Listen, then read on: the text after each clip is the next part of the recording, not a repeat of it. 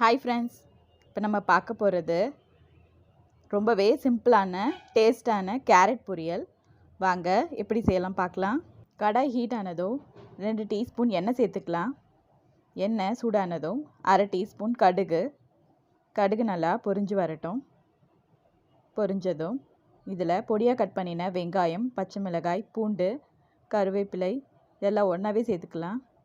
சேர்த்து நல்லா வதக்கி விட்டுக்கலாம். இதை வதக்கிட்டு இருக்கும்போதே இதில் ஒரு 1/4 டீஸ்பூன் அளவுக்கு பெருங்காயத்தூள் சேர்த்து அதையும் நல்லா மிக்ஸ் பண்ணிவிட்டு பொடியாக கட் பண்ணின கேரட் சேர்த்துக்கலாம். சேர்த்து இதை நல்லா 1 நிமிஷத்துக்கு நல்லா வதக்கி விட்டுக்கலாம்.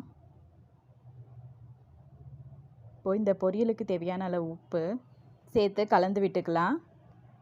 இதெல்லாம் ஒன்றா மிக்ஸ் ஆகிற அளவுக்கு கலந்து விட்டதுக்கப்புறமா இதில் ஊற வச்ச சிறுபருப்பு 10 நிமிஷம் ஊற வச்சு தண்ணி வடித்து இதில் சேர்த்துக்கலாம். சேர்த்துட்டு இதெல்லாம் ஒன்றா மிக்ஸ் பண்ணி விட்டுக்கலாம். லைட்டாக தண்ணியை தெளித்து விட்டு இதை மூடி போட்டு குக் பண்ணலாம். ஒரு 7 நிமிஷத்துக்கு அப்புறம் ஓப்பன் பண்ணி பார்க்கலாம். காயெலாம் நல்லா குக்காக இருக்குது. இப்போ இந்த ஸ்டேஜில் துருவின தேங்காய் 2 டேபிள் ஸ்பூன் அளவுக்கு சேர்த்து மிக்ஸ் பண்ணி விட்டுக்கலாம்.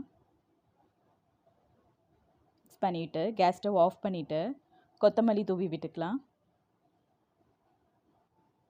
இதெல்லாம் கலந்து விட்டு பரிமாறினா ரொம்பவே சுவையான கேரட் பொரியல் ரெடி.